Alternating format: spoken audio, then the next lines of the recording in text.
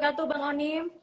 Waalaikumsalam warahmatullahi wabarakatuh. Apa kabar Bang Onim? Baik, alhamdulillah dalam lindungan Allah Subhanahu wa taala. Mohon doanya. Alhamdulillah itulah yang terpenting. Semoga Bang Onim dan keluarga selalu dalam lindungan Allah Subhanahu wa taala. Amin. Amin ya rabbal alamin. Amin amin. Bang Onim, yang kita tahu sudah 13 hari sejak eskalasi konflik antara Hamas Palestina dan juga Israel di jalur Gaza. Bisa ceritakan kepada kami bagaimana kondisi terkini di jalur Gaza, Bang Onim? Iya, ya, bismillahirrahmanirrahim. Assalamualaikum warahmatullahi wabarakatuh. Ya, memang sampai dengan saat ini Gaza belum kondusif karena masih terjadi gempuran antara kedua belah pihak, dari pihak Israel maupun dari pihak pejuang Palestina. Halo, suara saya kedengaran ya? Ya, kedengaran Bang Onim suaranya. Iya. Sampai dengan saat ini memang sudah 4 hari terjadi peperangan antara kedua belah pihak, antara pejuang Palestina dengan militer Israel, yang mana situasi di Gaza saat ini belum kondusif, bahkan makin hari makin mencekam, makin menakutkan, makin kritis, karena sampai dengan saat ini korban berjatuhan, baik itu yang meninggal maupun yang cedera. Perlu sampaikan bahwa memang sampai dengan saat ini Gaza dalam situasi kritis dan juga tidak memiliki bahan makanan, obat-obatan, air minum, dan juga penerang. Sampai dengan saat ini situasi diperparah dengan adanya penutupan pintu perlintasan antara Mesir dan wilayah Gaza, yang pada akhirnya bantuan kemanusiaan belum berhasil untuk masuk ke wilayah jalur Gaza. Dengan demikian tentunya sampai dengan saat ini kita berharap semoga bantuan kemanusiaan bisa masuk ke wilayah jalur Gaza, dan sehingga warga sipil Gaza, anak-anak, lansia, dan para pasien serta para pengungsi bisa mendapatkan bantuan makanan dan bantuan obat-obatan. Dari tadi malam sampai pagi ini pun masih terjadi gempuran ke seluruh wilayah jalur Gaza, di Gaza bagian utara, Gaza City, Gaza Tengah, dan juga di Gaza bagian selatan. Oke, Bang Onim. Bang Onim tadi mention bahwa belum adanya bantuan yang terima. Bagaimana Bang Onim dan juga warga di jalur Gaza bisa bertahan, Bang Onim? Dan makannya berapa kali sehari, Bang Onim? Iya, memang kalau kita berbicara tentang kebutuhan sehari-hari itu tidak usah jauh-jauh kita berbicara tentang warga sipil Gaza, warga negara Indonesia saja, saya dan anak istri pun memang sudah berapa hari stok bahan makanan sudah habis. Bagaimana jika warga sipil Gaza, kaum duafa dan anak yatim, mereka tentunya sudah berhari-hari tidak mendapatkan makanan dan juga air minum. Mereka hidup dengan seadanya, yaitu roti mungkin yang sudah mereka beli sejak 10 hari lalu. Terus air minum pun saat ini mereka hanya menggunakan atau mengkonsumsi air yang sudah tercemar, yang dari keran. Karena kita tahu sendiri, air di Gaza itu saat ini itu 97 sampai dengan 100% air di Gaza tidak layak konsumsi. Akan tetapi karena ini faktor kritis dan dalam situasi yang serba keterbatasan, dengan demikian warga Gaza, kaum duafa dan anak yatim serta lansia, mereka terpaksa mengkonsumsi air yang sudah tercemar. Dengan demikian sampai dengan saat ini pun saya dan anak istri ya sudah berapa hari ini pun mengkonsumsi atau makan timun yang sudah kami sediakan beberapa hari lalu, dan tomat yang sudah kami sediakan beberapa hari kemarin sih. Kemarin memang apa namanya, teman-teman saya itu mencoba keluar dari rumah, saya tidak keluar dari rumah untuk mencari apakah masih ada warung atau toko yang dibuka, tetapi pulangnya tangan kosong karena tidak bisa mendapatkan seperti roti lah, telur lah, itu karena apa namanya, sebagian besar dari warung dan toko di sini sudah dirata-tanakan oleh pihak penjajah. Jadi memang saat ini gempurannya itu tidak hanya di titik tertentu atau target tertentu, akan tapi random alias acak, semuanya disikat, semuanya dibombardir. Tidak hanya rumah sakit dibombardir, akan tetapi masjid pun dibombardir, gereja pun dibombardir. Yang menjadi korban tidak hanya muslimin di Gaza, akan tetapi saudara-saudara kita orang Kristen beragama Nasara pun mereka menjadi korban kejahatan dari pihak penjajah, yang sampai dengan saat ini memang mereka tidak lagi melihat yang mana titik-titik warga sipil Gaza, yang mana titik di mana ada pasien, yang mana titik di mana ada warga anak-anak berlindung. Jadi perlu sampaikan bahwa saat ini di Gaza zona merah, Gaza zona berbahaya, zona perang, tidak ada tempat yang bisa berlindung bagi warga Gaza, terutama warga negara Indonesia. Jadi sekali lagi doa dari teman-teman Indonesia yang paling diutamakan adalah doa. Kita memberikan doa bagi saudara-saudara kita di Gaza, semoga diberikan perlindungan dan diberikan ketabahan dan kekuatan oleh Allah Subhanahu wa taala. Oke, Bang Onim, dari cerita Bang Onim tadi, sebenarnya bagaimana pola serangan Israel ke jalur Gaza? Apakah siang, ataukah malam, ataukah tidak mengenal pola, Bang Onim? Ya, tidak dijadwalkan, tidak terjadwal dan titiknya tidak ditentukan, akan tetapi 24 jam itu terjadi gempuran dan itu pun kita tidak mengetahui sama sekali. Saat ini saya live pun tentunya kita tawakal ya, kita tawakal kepada Allah Subhanahu wa taala karena apapun yang terjadi itu sudah takdir dari Allah Subhanahu wa taala. Jadi memang tidak ada jadwal untuk penggempuran atau penyerangan yang dilakukan oleh pihak penjajah. Dalam 24 jam sesuka mereka melakukan pengoboman di wilayah yang sesuai dengan mereka inginkan, karena kan mereka menggunakan pesawat jet F-16 dan juga pesawat drone atau pesawat tanpa awak, dan demikian tidak ada tempat berlindung yang mereka sikat itu ya gedung-gedung yang tempat tinggal dari warga Gaza atau rumah dari warga Gaza, yang pada akhirnya korbannya itu sampai dengan saat ini 4.000 warga Gaza meninggal dunia dan lebih dari 12.000 itu cedera. Yang meninggal dunia, 1.000 diantaranya adalah anak-anak. Dan juga lebih dari 70% itu adalah wanita, lansia, dan juga warga sipil. Dan ini yang sangat disayangkan. Kenapa jika terjadi peperangan yang dijadikan target itu adalah warga sipil, rumah sakit, tempat ibadah, masjid dan gereja, wanita dan anak-anak yang dijadikan target. Ini sudah di luar dari aturan atau juga ini sudah menjadi kejahatan perang yang dilakukan oleh pihak penjajah. Dan sangat disayangkan memang sampai dengan saat ini belum ada satupun negara-negara yang mencoba atau belum berhasil untuk menekan, memberhentikan pihak penjajah untuk memberhentikan atau mengurangi serangan ke wilayah jalur Gaza. Karena saat ini kan kita berpikir bagaimana warga sipil, anak-anak, wanita bisa mendapatkan makan dan minum untuk bertahan hidup. Jadi ada dua pilihan bagi warga Gaza. Meninggal karena diterpah rudal atau meninggal karena mati kelaparan. Dengan demikian teman-teman di Indonesia, dukungan dari Indonesia pun dinantikan oleh saudara-saudara kita yang ada di Gaza. Oke, Bang Onim, melihat tidak adanya bantuan dan juga kerusakan rumah sakit pun bahkan kena roket ya Bang Onim. Bagaimana penanganan korban tewas maupun luka-luka di sana Bang Onim? Ya, perlu sampaikan bahwa Kementerian Kesehatan di Gaza sudah menginstruksikan dan sudah mengeluarkan statement bahwa mereka sangat kewalahan untuk menangani para pasien dengan begitu banyaknya puluhan ribu, ratusan ribu pasien yang pada akhirnya, puluhan ribu pasien yang pada akhirnya para pasien saat ini khususnya di Rumah Sakit Ashifa dan Rumah Sakit Indonesia. Di Rumah Sakit Ashifa beberapa hari lalu saya ke Rumah Sakit Ashifa melihat langsung bagaimana situasi di sana. Itu para pasien tergeletak di halaman Rumah Sakit Ashifa di Gaza City. Dan saking banyaknya korban atau jenazah yang meninggal dunia, itu kamar jenazah itu tidak lagi bisa menampung para jenazah, yang pada akhirnya jenazah tersebut pun digeletakkan atau tergeletak di pelataran Rumah Sakit Ashifa. Jadi pada saat terjadi peperangan itu silih berganti ratusan ribuan para pasien dievakuasi ke Rumah Sakit Ashifa itu tidak bisa langsung ditangani. Coba kita bayangkan bagaimana tangannya putus, kepalanya pecah akibat terkena serpihan, kakinya putus akibat terkena serpihan. Itu mereka tidak langsung ditangani, akan tetapi tergeletak di lantai rumah sakit. Di lantai rumah sakit karena tim medis pun terbatas, yang pertama. Yang kedua, obat-obatan pun krisis, tidak ada obat-obatan. Yang ketiga, alat kesehatan atau alat medis tidak bisa dioperasikan karena krisis listrik, penerang. Jadi pada saat mereka dalam gelap gulita, ketakutan, anak-anak berteriak, tidak ada makanan, tidak air minum, mereka dibombardir habis-habisan. Dan ini pertama kali kejadian tragis, kejahatan yang pertama kali saya lihat yaitu di Gaza. Karena saya belasan tahun di jalur Gaza itu melihat terjadi peperangan, kita masih bisa beraktivitas, evakuasi masih bisa.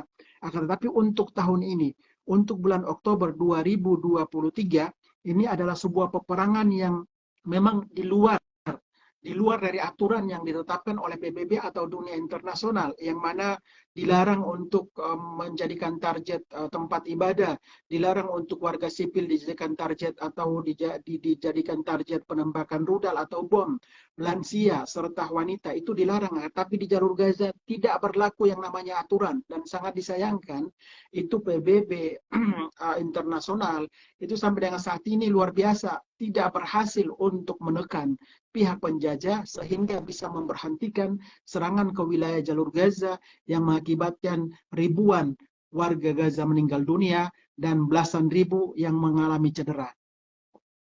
Oke Bang Onim, dilihat dari skala kerusakannya kira-kira seberapa besar kerusakan yang terjadi di jalur Gaza Bang Onim? Gaza kota mati, Gaza seperti tidak berpenghuni karena gedung-gedung itu dihancurkan dan kiri kanan di jalan raya pun tertutup oleh gedung-gedung, asap, dan juga sebagian besar dari warga Gaza pun masih tertimbun di bawah reruntuhan. Ada yang sudah meninggal dunia berhari-hari, ada yang mereka tidak bisa karena terperangkap di dalam reruntuhan akhirnya tidak bisa dievakuasi. Yang para tim medis ini tugasnya harus mengevakuasi pun dijadikan target rudal dari pihak penjajah. Jadi sampai dengan saat ini puluhan mobil ambulans hancur milik Kementerian Kesehatan dan Bulan Sabit Merah Palestina, dan puluhan tim medis dari Kementerian Kesehatan dan Bulan Sabit Merah Palestina meninggal dunia. Ini yang memang sangat memprihatinkan. Jadi perlu sampaikan bahwa saat ini Gaza kota mati, dan sebagian besar dari warga Gaza itu mereka mengungsi ke sekolah-sekolah, mereka mengungsi ke rumah sakit untuk berlindung, mereka mengungsi ke fasilitas umum milik pemerintah, itu pun tidak aman. Jadi perlu sampaikan bahwa saat ini di Gaza tidak ada tempat yang aman untuk berlindungnya warga sipil atau warga negara Indonesia. Dengan demikian tentunya pada kesempatan ini saya sebagai warga negara Indonesia dan aktivis kemanusiaan Indonesia menghimbau kepada pemerintah Indonesia, kepada lembaga internasional untuk bisa menekan, menghimbau, mengultimatum kepada pihak penjajah agar supaya bisa memberhentikan serangan brutal ke wilayah jalur Gaza yang mengakibatkan tewasnya lebih dari 4.000 warga Gaza, 1.000 dari antaranya adalah anak-anak. Oke Bang Onim, apakah ada bantuan dari pemerintah Palestina sendiri ataupun Hamas Bang Onim yang sudah tersalurkan? Ya, sampai dengan saat ini memang alhamdulillah kami dari NPC itu kenapa bisa mendistribusikan bantuan bahan makanan, air minum, dan obat-obatan, itu kami bernegosiasi dengan para importir yang ada di Gaza yang gudang mereka atau perkantoran mereka tidak dibom oleh pihak Israel. Nah, kami bernegosiasi dengan para pedagang yang ada di Gaza, sehingga kami bisa mendapatkan sembako, gandum, obat-obatan, air minum, sehingga kita berhasil mendistribusikan bantuan air minum sejumlah 2 juta liter air minum yang akan kita distribusikan selama beberapa hari ke depan. Dan kemarin pun kita berhasil mendistribusikan bahan makanan untuk para pengungsi di sekolah-sekolah di Gaza bagian utara dan juga di Gaza City.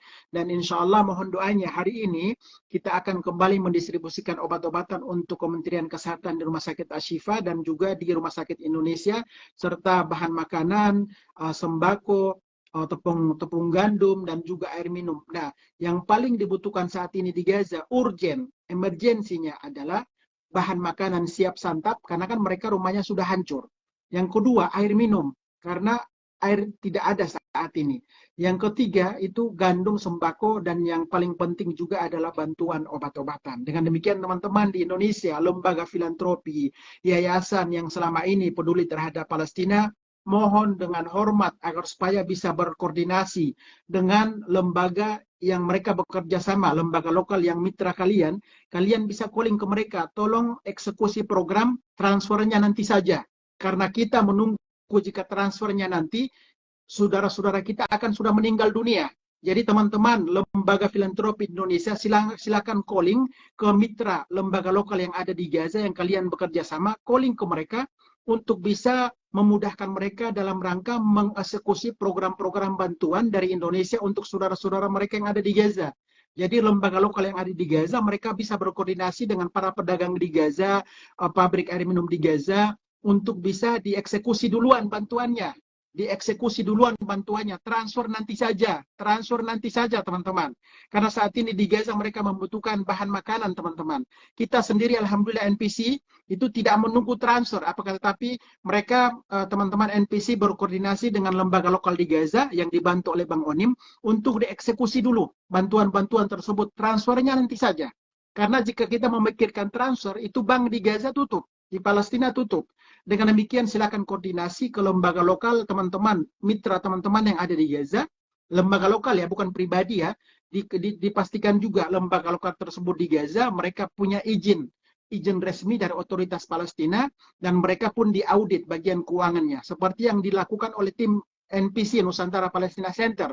Mereka bekerja sama dengan lembaga lokal yang punya perizinan lengkap dan lembaga lokal di Gaza pun mereka diaudit dari keuangannya agar supaya bantuan atau amanah ini benar-benar transparan, tertuju, dan juga bisa dipertanggungjawabkan kepada publik, kepada pemerintah, dan juga yang terpenting kita pertanggungjawabkan nanti di hadapan Allah Subhanahu wa Ta'ala. Oke, Bang Onim, saat ini apakah sudah ada himbauan dari KBRI atau pemerintah Indonesia untuk melakukan evakuasi, Bang Onim? Iya, saya itu sudah lebih dari 13 tahun, sejak tahun 2009 berada di Gaza dan sudah beberapa kali peperangan yang saya alami di sini. Peperangan sebelumnya itu memang masih bisa saya beraktivitas, distribusi bantuan atau mungkin keluar rumah, dan warga Gaza pun biasa beraktivitas, dan pihak Kementerian Kesehatan pun masih bisa melakukan evakuasi. Akan tetapi peperangan kali ini itu berbeda banget dengan peperangan sebelumnya. Luar biasa, peperangan terbesar yang pernah terjadi sejarah Palestina. Itu yang pertama. Yang kedua, saya sudah berkomunikasi dengan teman-teman Kementerian Luar Negeri. Perlu sampaikan bahwa alhamdulillah hampir setiap hari Ibu Retno Marsudi, Menteri Luar Negeri, selalu bertanya ke Bang Onim, apa kabar teman-teman, apa kabar pintu perbatasan, apa kabar warga negara Indonesia. Itu yang kedua. Yang ketiga, saya sudah berkoordinasi dengan teman-teman Kemlu RI langsung dengan Direktur Jenderal Perlindungan Warga Negara Indonesia Bapak Judah, bahwa saya sendiri meminta untuk dievakuasi saya dan anak istri. Itu sudah beberapa hari saya himbau, dan juga teman-teman KBRI Kairo, teman-teman KBRI Jordania sudah berkoordinasi, dan memang beberapa hari lalu pun teman-teman KBRI Kairo itu sudah dalam perjalanan on the way untuk menuju perbatasan antara Gaza dan Mesir agar supaya Bang Onim, anak istri, dan ada beberapa warga negara Indonesia bisa keluar dulu agar supaya bisa menyelamatkan anak istri. Kan anak istri kami kan orang Indonesia dan saya pun warga negara Indonesia.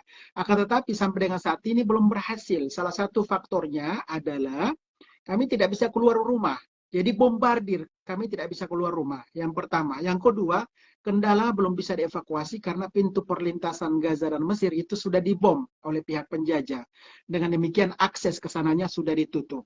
Yang ketiga, memang situasi saat ini yang belum berhasil kami bisa keluar untuk menyelamatkan anak istri bisa keluar dari Gaza, itu karena situasi kondisi saat ini yang belum memungkinkan seperti itu.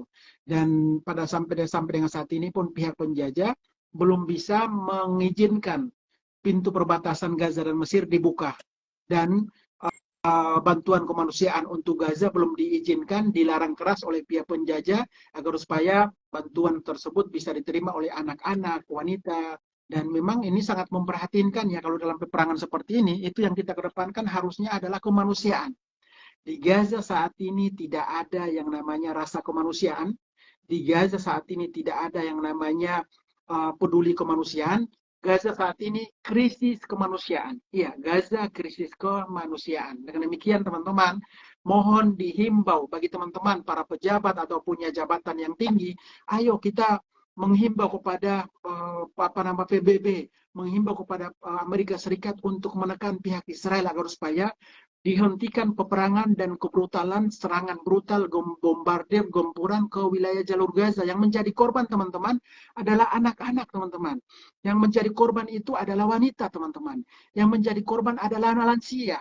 Kita tidak melihat bagaimana yang korban itu adalah para militer. Tidak ada sama sekali teman-teman, yang sesuai saya lihat. Yang saya saksikan, yang saya lihat sendiri itu dievakuasi itu anak-anak teman-teman. Jadi teman-teman silahkan bisa mengikuti media sosial Bang Onim, itu semuanya jelas di situ. Jadi kita sendiri pun menghimbau ya kepada apa namanya teman-teman yang punya apa namanya pemangku kebijakan di Indonesia. Ayo kita bersatu, kepada teman-teman anggota DPR MPR, para selebritis, para artis. Ayo kita bergabung untuk menyuarakan nih yang menjadi korban tidak hanya Muslim, akan tapi Kristen pun menjadi korban di Gaza. Yang menjadi korban itu tidak hanya masjid yang dihancurkan, tapi gereja pun dihancurkan. Kita bersatu nih. Isu Palestina bukan tanggung jawabnya Muslim saja, akan tetapi isu Palestina adalah isu kemanusiaan. Seluruh agama punya kewajiban untuk memberikan dukungan, teman-teman. Oke, Bang Onim, sebenarnya berapa jumlah penduduk Palestina ataupun warga Palestina yang terjebak di jalur Gaza, Bang Onim? Di jalur Gaza saat ini jumlah jiwanya adalah 2,2 juta. Iya, saat ini 2,2 juta, 2,2 juta itu terpapar perang. Mereka dilanda krisis makanan. 2,2 juta warga Gaza dilanda krisis air minum, dilanda krisis bahan makanan, dan krisis obat-obatan, serta tidak tersedianya penerang dan listrik. Bang Onim mendapatkan penerang karena alhamdulillah ada surya panel. Ada surya panel yang sudah disediakan beberapa tahun yang lalu yang pada akhirnya alhamdulillah dimudahkan untuk melakukan update kabar terkini. Jadi saya sendiri pun di sini bertawakal kepada Allah Subhanahu wa taala karena situasi seperti ini itu kami hanya bersandar dan meminta perlindungan dari Allah Subhanahu wa taala karena semuanya diserang habis-habisan. Oke, Bang Onim, aktivitas apa saja yang bisa dilakukan sehari-hari Bang Onim? Sampai dengan saat ini memang sangat disayangkan ya, saya belum bisa beraktivitas, kalaupun keluar hanya dalam waktu mungkin beberapa menit langsung pulang ke rumah. Keluar tidak bisa beraktivitas seperti sebelum-sebelumnya. Jadi yang beraktivitas di lapangan itu adalah tim Bang Onim yang memang mereka mengetahui medan dan juga area serta lokasi. Nah, tim kita NPC di Gaza itu para relawan, mereka beraktivitas untuk mendistribusikan bahan makanan, itu mereka. Yang mendistribusikan obat-obatan, juga air minum, itu adalah mereka. Dan semoga hari ini Bang Onim bisa berhasil untuk ikut dalam proses distribusi, penyerahan bantuan obat-obatan, dan juga air minum, insya Allah. Ini kan bertepatan dengan hari Jumat. Apakah memungkinkan untuk melakukan sholat Jumat berjamaah, Bang Onim? Iya, dari Kementerian Agama dan Wakaf di Gaza menghimbau kepada warga Gaza melakukan sholat di rumah, dan tidak dihimbau karena dalam situasi seperti ini itu bisa dijadikan sasaran rudal juga oleh para jamaah sholat Jumat. Jadi memang sejak awal terjadi peperangan 7 Oktober kemarin sampai dengan saat ini sudah berlangsung selama 14 hari, itu tidak dihimbau untuk tidak melaksanakan sholat Jumat di masjid atau sholat berjamaah di masjid, karena kan dijadikan sasaran juga untuk keselamatan warga yang melakukan sholat atau beribadah. Seperti itu. Jadi kami sendiri ya melakukan sholat ya di rumah saja. Oke, Bang Onim, sekali lagi bisa diceritakan kepada pemirsa atau mau disampaikan kepada teman-teman Muslim di Indonesia, hal apa yang paling urgent yang bisa kita lakukan, Bang Onim? Iya, teman-teman di Indonesia, saya Bang Onim, aktivis kemanusiaan Indonesia yang saat ini berada di Gaza, Palestina, tentunya menghimbau kepada seluruh elemen bangsa Indonesia, baik Muslim maupun agama lain. Kita punya tanggung jawab untuk memberikan dukungan bagi saudara-saudara kita di Palestina. Karena yang menjadi korban tidak hanya umat Islam, tetapi orang Kristen di Gaza pun menjadi korban. Itu saya melihat sendiri. Yang dihancurkan tidak hanya gereja, tetapi masjid pun dihancurkan. Itu saya melihat sendiri. Dan saat ini yang dibutuhkan oleh masyarakat Gaza, seluruhnya tentunya 2,2 juta jiwa itu membutuhkan dukungan berupa obat-obatan, bahan makanan, air minum, sembako, gandum, dan juga solar untuk mengaktifkan generator di salah masjid terbesar, rumah sakit terbesar di Gaza, yaitu Rumah Sakit Ashifa di Gaza City dan juga rumah sakit di Indonesia. Jadi teman-teman, jika ingin memberikan dukungan, silahkan melalui Lembaga Filantropi Nusantara Palestina Center, adanya sudah dipublish oleh Instagram Tawaf TV. Apa yang teman-teman berikan yang paling utamakan adalah doa, karena tentunya doa kita menghimbau kepada Allah Subhanahu wa taala diberikan ketabahan dan kekuatan kepada saudara-saudara kita di Palestina. Kalaupun kita memberikan hadiah atau bantuan donasi, itu sudah menjadi tanggung jawab teman-teman. Dibantu silakan, tidak dibantu pun silakan. Mereka sangat yakin bahwa Allah Subhanahu wa taala bersama mereka, dan yakinlah bahwa perjuangan mereka insya Allah selalu di backup dan didukung oleh Allah Subhanahu wa Ta'ala. Akan tetapi jangan lupa ada akhirat dan ada Allah Subhanahu wa Ta'ala. Jangan sampai nanti kita di akhirat kelak nanti ditanya oleh Allah Subhanahu wa Ta'ala, wahai Bang Onim, wahai para pejabat, wahai para ulama, wahai para selebritis, wahai para artis yang ada di Indonesia, pengusaha yang ada di Indonesia, selama kalian hidup apa yang sudah kalian lakukan untuk umat terbaikku yang sedang berjuang mempertahankan kiblat pertama Islam dunia, Masjidil Aqsa Mubarak, dan tanah Palestina, tanah yang diwakafkan oleh para anbiya kepada umat Islam di seluruh dunia, termasuk di Indonesia. Itu yang harus ditekankan dan tegas saat ini. Kita bersatu padu untuk memberikan dukungan bagi saudara-saudara kita, warga sipil yang ada di jalur Gaza. Perlu saya tekankan lagi bahwa bantuan, Allahu Akbar, ada bom. Bantuan melalui NPC itu akan diserahkan ke anak-anak, ke warga sipil, ke wanita, ke lansia, dan juga ke para pengungsi. Tidak kita serahkan ke golongan lainnya. Jelas itu adalah misi kemanusiaan. Oke, harapan Bang Onim dalam waktu dekat untuk dari pemerintah Indonesia maupun negara-negara di Timur Tengah maupun PBB seperti apa Bang Onim? Saat ini negara-negara Timur Tengah sudah bergerak untuk memberikan dukungan bantuan, akan tetapi terkendalanya di perbatasan. Dengan demikian, di sini Bang Onim sebagai aktivis kemanusiaan, merah putih, bendera merah putih yang saya bawa di sini, nama Indonesia yang saya angkat di sini, menghimbau kepada pemerintah Indonesia agar supaya tidak hanya mengeluarkan statement, mengecam, mengutuk, tidak berlaku bagi penjajah. Akan tetapi bagaimana caranya? Langkah nyata kita. Bagaimana caranya kita menekan? Bagaimana caranya kita bersatu untuk bisa menekan pihak Amerika Serikat dan Israel, PBB, agar supaya bisa menghentikan peperangan yang saat ini terjadi, yang disasarankan atau ditargetkan adalah warga sipil, anak-anak, dan juga lansia. Dan tentunya di sini saya juga menghimbau kepada teman-teman di Indonesia, khususnya para lembaga kemanusiaan. Ayo kita bergerak. Sekali lagi kita bergerak untuk memberikan dukungan bagi saudara-saudara kita yang ada di jalur Gaza, Palestina. Oke, terima kasih Bang Onim telah bersama kami membagikan kondisi terkini di jalur Gaza. Semoga Bang Onim dan juga teman-teman relawan di Indonesia di jalur Gaza selalu dalam lindungan Allah Subhanahu wa Ta'ala dan juga dalam keadaan sehat walafiat. Dan juga teman-teman di Indonesia bisa menyalurkan bantuan. Ya, kita sudah pin donasi bantuannya di situ, maupun kita juga membutuhkan doa juga sekalian dari teman-teman muslim di Indonesia dan dimanapun Anda berada. Terima kasih Bang Onim sekali lagi. Terima kasih. Assalamualaikum warahmatullahi wabarakatuh. Mohon doanya. Waalaikumsalam warahmatullahi wabarakatuh. Terima kasih pemirsa.